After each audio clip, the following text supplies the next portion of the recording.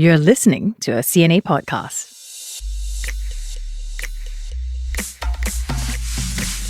Welcome back. It's the Work It podcast with me, Tiffany. Gerald's not here today because each month I invite a colleague from CNA Today to come on this show and share about a work-related issue that they have written about. So I was told that my guest today is going to talk about the Zeigarnik Effect. Zeigarnik Effect. What is that, you say? Absolutely no idea. I have heard of the Doppler effect, butterfly effect, but Zeigarnik Effect? Nope. I even had to Google how to pronounce this. I was so sure it was pronounced Zeigarnik. So thankfully, I did Google because it's named after the Russian psychologist Bluma Zeigarnik. So what exactly is the Zeigarnik Effect? It's the phenomenon where you can recall unfinished tasks better than completed ones. And why is that a problem that can show up at work? I have Amanda Yeap with me in the studio today to explain. She's a journalist at CNA Today and she's writing an article on this subject. Welcome, Amanda. Hi. Okay, unpack for me in layman's terms because I'm not a psychologist. Why do these unfinished tasks stay rent-free in our minds over those that are already completed? Okay, so from the research I've been doing and also my talk with psychologists, it's basically like your brain is a tab hoarding browser. Oh. So the moment something's unfinished, it keeps that tab open and blinking until you do something about it. So it's your brain's way of making sure you don't forget what still needs doing. But why does this happen? Yeah. One psychologist explained it like this. Imagine you're boiling water to make pasta. You need to remember the pot on the stove because forgetting could be disastrous, right? Yeah. So your brain parks this thought even when you're doing other things like you have to prepare other stuff. So it stays there waiting for resolution. Right. And even in non-urgent scenarios, your brain treats unresolved tasks like they might carry consequences. That is a very good visual that you have painted for me about the open tabs. Because, I mean, if you look at my laptop right now, I literally have, not just open tabs, but open windows with more open tabs. Oh my God. So that is a very good visual representation of my mind because yes, you're right. There's always like, okay, I need to go back to reading this article because I need to research about something. I open that tab and then I keep it open. I sometimes forget about it, right? And then after that, I'll go back to it again and go, oh no, I forgot that it's there. Yeah, so I think later on in the podcast, that's when we will gradually delve into how it can actually be used to our benefit and also what are the downsides if we just let it build up mentally. So it's what we call mental clutter. Some people will say it's a mental load, right? Actually, yes. What the psychologist told me is that actually just because this tab is left open in your mind doesn't mean that it will always be there blinking. Sometimes it could fade in the background when other things take precedence. Maybe something else has come up and it just gets pushed back. Yeah. So it actually does take a little bit of effort to have these open tabs blinking in your mind to tell you like, okay, I need to get back to this task, I need to get back to this task. So one of the examples that they shared with me is sometimes you go to the supermarket and you hear an elderly saying, oh, I forgot to do this or a lot of things never Not an do. elderly, I do that all the time. I'm running up and down the aisles, go back to aisle one. Yeah, so I mean this conversation she heard in the supermarket like, oh, I got laundry, never do this, never do and all that. But it's also an effort that this person is trying to make to keep these tabs open in your mind so that they won't forget it. Yeah. Yeah. I mean, it's interesting because I think the opposite of keeping the unfinished task at the back of your head is that the completed ones, you tend to kind of just purge them out of your mind. Right? Because yes. I remember a friend told me that he was at a networking event and he was in a work mode, work zone. Then it became very awkward after that because he was making all these acquaintances, introductions to people at this networking event. He'll meet them like maybe 1 or 2 days later and they'll be like, oh, I met you at this event. But he couldn't even remember them at all because his brain kind of saw it as you are a completed task. Yeah. So I think that's also the other side of when your brain is compartmentalized into unfinished business and finished business. So the finished business, you just purge it out of your mind, you move on and you don't come back to it again. Yeah, I think in your friend's situation, it could also depend on why he went to the event in the first place. If the goal wasn't to remember names, then maybe it wasn't the priority. Maybe he was there to gather certain kinds of information, or maybe he just wanted to meet one specific person. So the rest were purely incidental, like the high buys of the people that he met there, right? Yeah. So the unfinished task isn't the socializing itself, but maybe consolidating what he learned or follow up. Yeah, so the contents itself, the contents from the conversations he's had with people. So unless he needed to put a name to a quote or take some action later. Yeah. So that task is pretty much considered finished. Are there sort of positives though, like when we have all these open tabs still in our brain, the unfinished tasks, are there good things that can come out of it? Definitely.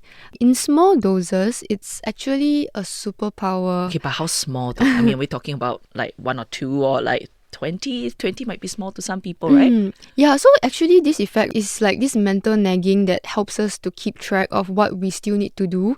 It's why cliffhangers, they work so well in shows, because your brain just wants to resolve things. Yeah, so it's that lingering mental itch, which is your brain nudging you towards completion. And it's especially helpful in learning. So for example, one psychologist shared how kids learning to tell time keep circling back to what they don't understand, like how the minute and hour hands relate until they actually get it. So the persistent sense of not yet drives learning. But this only works when there aren't too many things piling up, and that's when the benefits there might start to backfire. So if we take it to the work context, let's say we have a project that has a deadline in 2 days' time. So the idea that you have to try and work towards that, but at the same time, you may want to try and finish everything in 1 day because it feels like you're just going step by step. You're still curious and you're still trying to plot on one task after another to get to the end of the project. That's kind of like the positive way it can show up at work, right? Where you can perhaps even complete certain projects ahead of time. Yeah, but actually how people use it to their benefits depends on how we plan our day, the action that we take. Yeah, because if we don't take action, then it's still it will just unfinished tasks it will and more always be things there. will pile on, right? Yes, correct. And that will contribute to the mental clutter or mental load that we talked about earlier. So let's talk a little bit more about this mental load and mental clutter. What's the worst that can happen to our brain and even our mental health? So because your brain, it's not meant to carry unresolved tasks forever, especially dozens at a time, right? So one psychologist called them mental gremlins. Yeah, so each one isn't very scary on its own, but when together, they can create anxiety, insomnia, and even burnout. It's probably why sometimes you might catch yourself thinking about work when you're not actually working. You can still finish 10 things in a day, but sometimes you might still lie awake thinking about that one thing that you still didn't get to do it yet. Yeah. So these thoughts actually weigh on us. So one of the psychologists also told me this idiom, it weighs heavy on your mind. It's not actually just a metaphor, it's a psychological truth. Our brains evolved to prioritize potential danger or loss. So this feeling of something being unfinished, it triggers a kind of stress signal. It lingers. Right. It nags. And slowly eats away at you. Yeah, and if you don't act on it, if it loops without action, it could start to drain your energy and your mental clarity. Some people would say that, but I'm a very good multitasker. I can handle multiple tasks. That's my superpower. So how do I know when I am just a little bit challenged, like I know it's very stressful, but I still can manage? And when is it that tipping point where it just becomes something that I really cannot manage? I mean, I feel that we kind of always say, I can handle and I handle until we reach to that point where we just cannot handle. So did any of the psychologists talk about how the way we can recognize some of these signs that we have too many of these unfinished tasks? I think one clear signal is whether you are able to manage these thoughts effectively and also get these tasks done according to schedule. So for someone who can compartmentalize and manage these thoughts well, right? Okay, I've got all these tasks in my head. Once I'm in office, I'm going to get it done. So in this situation, they will be able to do quite well. But the red flag could come when you start to feel overwhelmed. Like before these tabs open, you don't know where to start. That is probably also a sign from what I learned that the person is going to get stuck thinking, oh, I have so many things. Should I call this person first? Should I reply to this email? But this email will take me longer than 5 minutes to write. After that, I still need to do this. Yeah, so they find it very difficult to plan or even know where to begin, right? Yeah. So the psychologist actually advised, like, it helps to go in maybe just 5 minutes earlier if you're feeling like Overwhelmed. overwhelmed, because you need to put everything down in a to-do list. If you don't, if you don't put it down, it is a mental to-do list in a way. Yeah. But you cannot visualize it. Once you put it down in a list, then you can actually see, like, oh, okay, these are things that I need to do, but not all of them are that important that you need to do it right away, right? Yeah. To avoid that stuck feeling, it really helps to just prioritize and visualize by just putting it down in a to-do list. Yeah, but this effect, interestingly, isn't just about short-term tasks. Long-term unmet goals can be even more problematic also. Like for example, what do you mean? Say you have a dream or a goal that you haven't moved on for years. Okay. Something you've always wanted to do or you regret not doing. Okay. Yeah. So personally for me, it's Japanese classes. I used to take Japanese lessons when I was younger, but in the middle of my schooling years, I just stopped because I lost interest. Yeah. But now that I've moved on from my secondary schooling years, You feel like you want to come back to it again. Correct. I regret not mastering Japanese properly. So I always thought I would want to pick up Japanese again. Okay. But because I haven't actually taken any concrete actions, that's when the Zeigarnik Effect kicks in. Like, oh, it will just be something like I have this tab that's just open and no action is taken to close it. So in a way, your brain lies to you and tells you that you are unproductive. You are not as efficient with your time, right? So it tricks you into thinking that that's a bad thing. Yeah, it is. And I always wonder if the negative emotion that comes from this thought is not exactly from the Zeigarnik Effect itself, but once you pair this thought with a negative emotion, that is when things might go downwards. So it can actually go in like a few directions. So one, when this thought comes up, you resign yourself to thinking that I'll never do it, right? Yeah. Or it can also feel like you failed, what you mentioned, and that can spiral downwards. Or you finally decide, okay, when am I going to do this? Then you make a plan, even if it's for later. You can even ask who can help me with this. So the bigger the goal, the more mental space it takes up. And definitely there are groups of people who are going to be more affected by this effect. Yeah, who would they be? If you're prone to overthinking or you're a perfectionist, or you're just more conscientious than others. Another psychologist also pointed out that people who wear multiple hats, like working parents or caregivers, they could find themselves like internalizing unfinished tasks as personal feelings.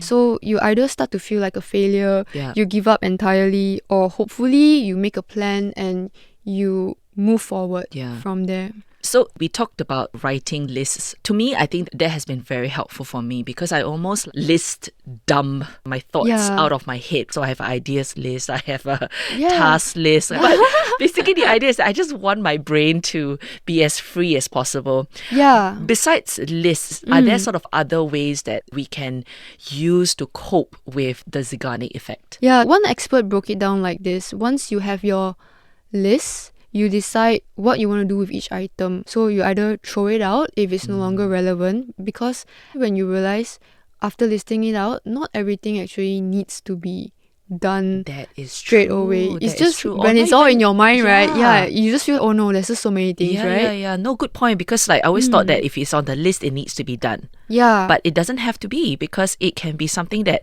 either I go, okay, I outsource this, I send it to somebody else, or it can be like, look, it's not going to move the needle at work, so strike that out. It's okay. Nobody's gonna die if you don't do this. Yes, exactly that. Yeah, so throwing it out, resource yourself, asking for help or delegate, or even just doing it. At least you have already kick-started that process. Maybe some tasks are so huge that it's impossible to get it done in a single step. That's why breaking down into different steps help. right? Because you know that, okay, at least I have completed 2 out of 3 steps. Yeah. And the last step is just this. And then I can maybe move this to next month, or I can do this tomorrow. I Yeah. don't have to do it today. But at least you kind of break it down and set goals. Yes. Otherwise, you get caught in this incessant loop of like, oh my goodness, am I in the matrix? Yeah. It's coming back. Yeah, it's actually quite common that some tabs are just there in your mind, but you don't act on them, or you just procrastinate, even though it would do you some good to get this task done. So to trick yourself in doing that really is just to start that first step. Yeah. Yeah, then after that, chances are the Zeigarnik is going to kick in, and then you're going to start thinking about this task. Oh, actually, I started already, but it's just there halfway, right? Yeah. So I need to complete it to check it off my list. Yeah. So you can also assign a timeline to yourself. Okay. Yeah, because sometimes if to-do item is not specific in the sense of the deadline, saying something like I'll do this by Friday is definitely more effective than I need to do this sometime. Yeah. There's also something interesting. It's called the 1 minute rule. Oh. This will be relatable when you're breaking down a huge task into different steps to take. So if a task takes under a minute to complete, do it immediately. Okay. Yeah, so this will help close small loops and prevents build up. It doesn't necessarily mean like 1 minute. When I try to apply it on myself, I will give it like the 5 minute 5 rule. minutes. Yeah, I was thinking like 5 minutes would be kind of nice to be able to craft an email, right? Correct. Just send out an email. Yeah, so any small task that you can do first, get it out of the way. Then after that, you will have more energy to channel into doing the other tasks that might require more effort from you.